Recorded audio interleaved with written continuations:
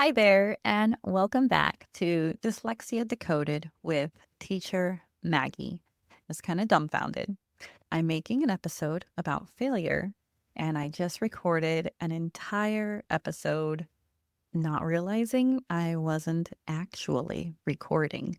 So, to do it over again, this is exactly what I'm talking about. We embrace our failures, and it's okay. It's going to help us grow stronger. I so badly just want to close my laptop, go home, have lunch, see my family, and not re-record. I'm like, deep down terrified. Like, what if it's not as good as the time I wasn't recording? What if things come out wrong? What if I sound like a crazy person? When you've done something once and you try to redo it. I don't know if you ever in college back in the day, there was no cloud. So if your computer crashed and you lost like an important essay that you had to turn in and then you had to rewrite it, it was just never quite as beautiful and polished and together as that original essay. And I kind of feel like that's what this will be. That bear with me. I'm still really excited to share this thought with you. This is based on a motto for my life. I tell families and students all the time that when I look back at my own life, failure has made me fearless and my struggles have made me strong. And I say those words and I feel them in my soul because failure has been something I feel like has defined me in my life. I'm very, very familiar with failure. But because I failed so much and I've been through so many uncomfortable situations, they've become pretty normal. I'm able to look back and see where I have struggled and not given up. I've learned how to fail, even if not always gracefully. I've learned failure is not the end. And so it makes me less afraid to try things that could potentially end in failure. When I first started teaching online, it was terrifying. It was definitely outside my comfort zone. As a dyslexic, sometimes putting two words together or knowing what to say or how to say something, my words just don't always come together right. The way my brain organizes things inside my head, they come out my mouth and it's just not what existed in my mind. So, speaking in front of crowds and groups is really pretty terrifying. I feel like I'm a good teacher because I'm passionate about it, because I care so deeply for my students' learning that I would do anything for them. When I first started teaching online, it was very outside my comfort zone. And my only expectation was that I would not die. I'm like, okay, I am terrified. I would be shaking. I couldn't breathe. But I'd tell myself, you're not going to die. You're not going to die. And I would hit that launch meeting and go through the motions. I know I've gone back and watched recordings. When I first started, I was terrible. It was very cringy and embarrassing. And boy, I was trying, but it was just not good. And this, like we talked about in our last episode, things are messy in the beginning. I didn't have a choice. If I could have been perfect from the start, that'd be great. But I wasn't. I was messy and cringy. I feel bad for some of those early students, but with God's grace, I improved. In fact, now I can log on to a, an online tutoring class and I don't feel like I might die, which is definitely progress. Those failures early on, uh, it made me not afraid to fail and allowed me to try things that are outside my comfort zone. I wanted to talk today about failure and allowing our students to fail and struggle because it makes them strong enough to face things that um, could be painful potentially. So failure isn't the end. It's messy, chaotic, crucial part of growth. So that's kind of a long intro, but let's dive in. Everybody fails. We live in a very social media, Pinterest world where we only see everyone's best version of themselves. And it's easy to forget that we're not the only ones that struggle. We're not the only ones that doubt ourselves. We're not the only ones that fail, be it even on a daily basis, right? Everyone has areas that they struggle with, whether they're dyslexic or ADHD or just your typical neurotypical person. Everyone has challenges. And I'm going to throw this in here. So Dave Pilkey wrote Captain Underpants, Ricky Ricotta, Dogman. He says, and I will say this in so many episodes because I adore it, that everyone has challenges. It's up to them to decide if the challenge is a good thing or a bad thing. Is this challenge going to motivate you and press you to try harder and move forward? Or is the challenge going to make you give up and hold yourself back from trying again? I really feel like that's how us dyslexics differ. We have failed so many times, especially early in school when you're not allowed to give up. They don't let you drop out of kindergarten. So you learn to fail and try again and fail and try again. Be messy in the beginning and get gradually better. We learn to choose success, to see challenges as a good thing. And then we'll maybe challenge ourselves with things that we maybe wouldn't have if we were afraid to fail. So as a dyslexic child, when I was in school, it felt traumatizing. It was like climbing Mount Everest every single day. Setbacks weren't just occasional, they were constant because where I tried to hide my academic failures, I often put myself in a very awkward social situation when I'd rather be the weird kid or the bad kid than the dumb kid, right? I see this in a lot of students and I have so much sympathy and compassion. But I didn't just survive those trials, those struggles. It made me resilient, fearless, and even a little bit quirky. That's who I am today. And I'm so happy with where I am and how God is able to use me in the lives of the families I work with and my students and my own children. Failure is not the enemy. It's often the beginning of a beautiful transformation. Setbacks can be gold mines for growth. They build resilience, spark creativity, and sharpen problem-solving skills. For a dyslexic kid like me, setbacks started early, first day of kindergarten. What do you mean you can't write your name? Or, my letters are just not right. They had me for an assessment in kindergarten draw a picture of a person.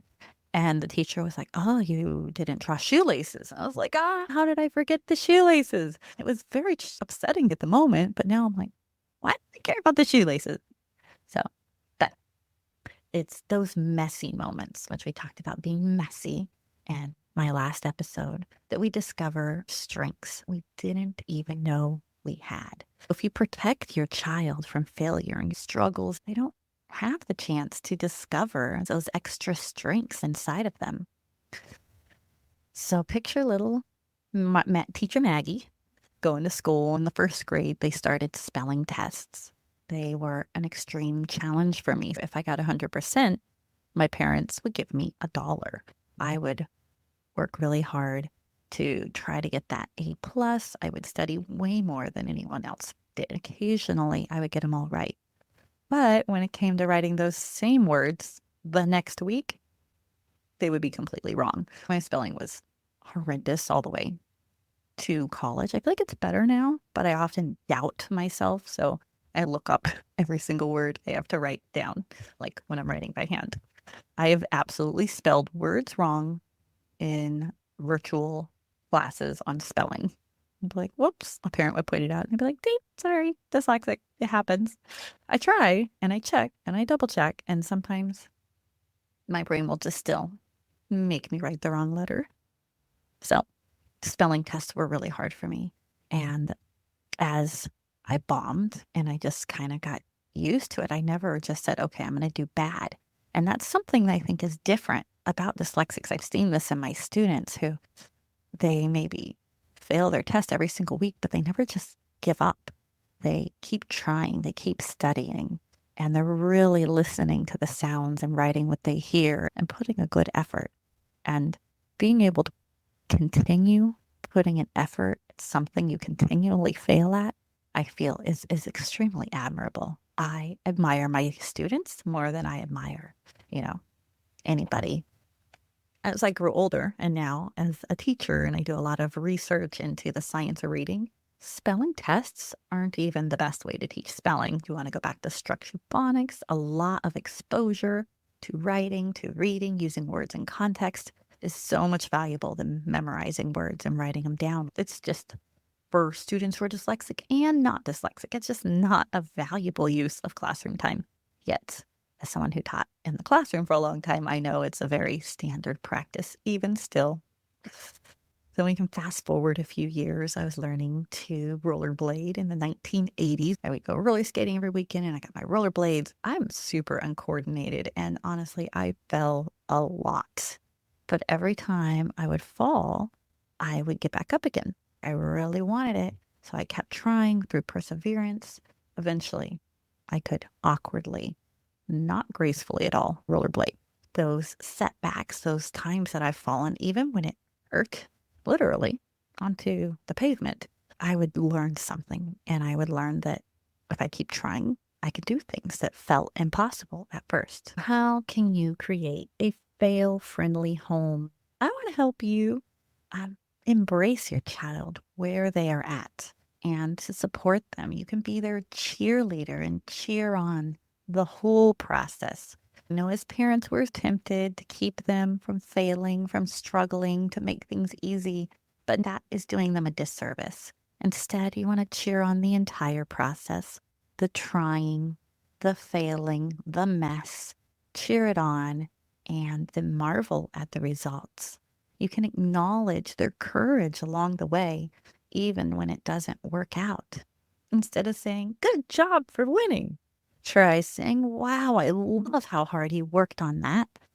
Be vulnerable. You can share your own setbacks with your child. You could tell them about the time you burned the muffins, and I do burn a lot of baked goods. I always regularly get lost driving. GPS is like the best invention in the world. But when I make a mistake, I reverse an address when I'm putting it in and end up on the wrong side of town. I don't try to hide these mistakes from my children. I let them see me struggle. I let them see me fail. I've started writing daily to-do lists because part of being dyslexic can also be being very disorganized. Without prompting, I noticed my daughter was also writing a to-do list for the day. Your children are watching you and seeing how you deal with your own struggles, your own failures, and how you respond. Encourage your children to take risks. Gently push them out of their comfort zone, whether it's trying out for a play, building a cool rocket out of Legos, doing a science experiment, taking a co-op class that's maybe more academic and less extracurricular. Encourage them to try things that's going to stretch them and try new skills. Maybe it'll be messy. Maybe they'll fail and never do it again. But they tried, and that's the success. Board games, family board games. I like to play chess with my children. I never let them win. I let them fail. I let them learn from their mistakes. We discuss how they can improve.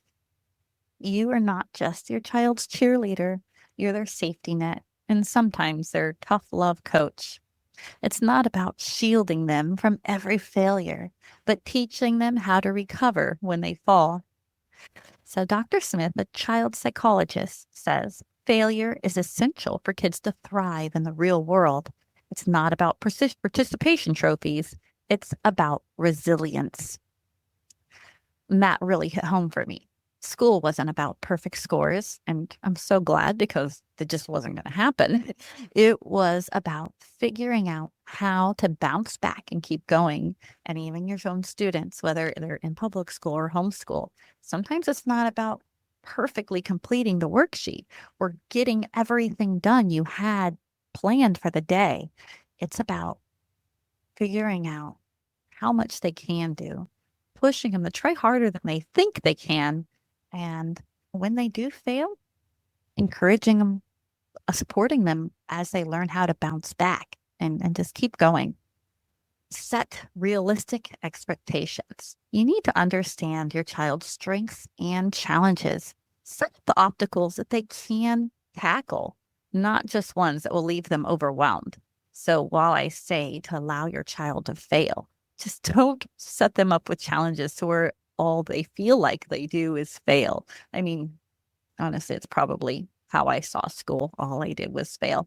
But I would find those golden moments where, hey, there's more to me than people realize. But give them chances to win, chances to fail, chances to overcome, and celebrate the whole process. Use language that makes failure feel natural. Oops, that didn't work. Well, what can we try next? And when they spell a word wrong, well, let's go back to what we have learned. IGH says I.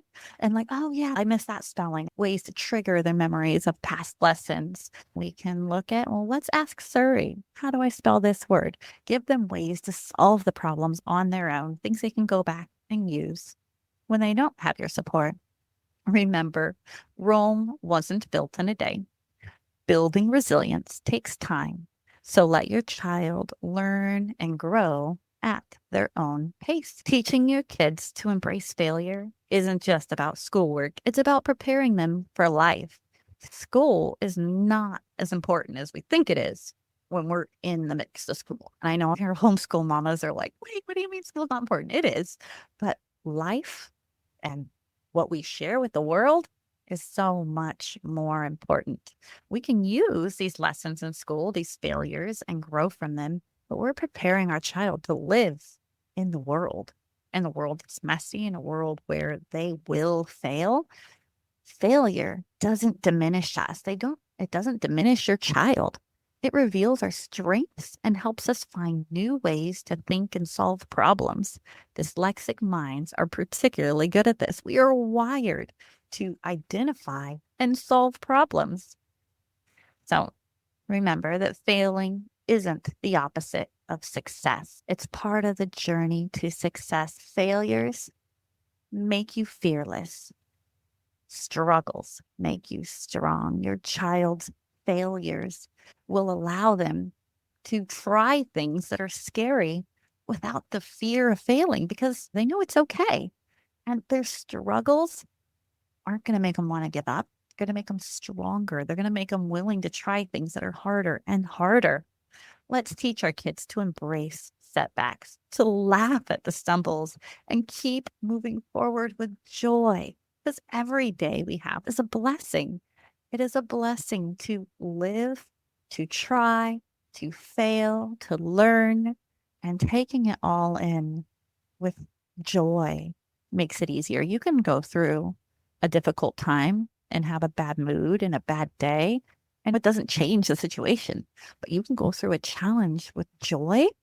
You get to choose how you see that challenge. You get to choose that this challenge is a blessing and it's going to mold you. So, thank you so much for tuning in to Dyslexia Decoded. Don't forget to subscribe or leave a review. You can find me on Spotify, Apple, and YouTube, pretty much wherever you listen to your podcasts. Here I am. And I have made it through 3 podcasts. So hopefully this one actually recorded. But I think it's really fun and it really fills my heart to share. I hope somebody listens. All right. Thank you so much. Remember, be fearless, be strong. Thank y'all.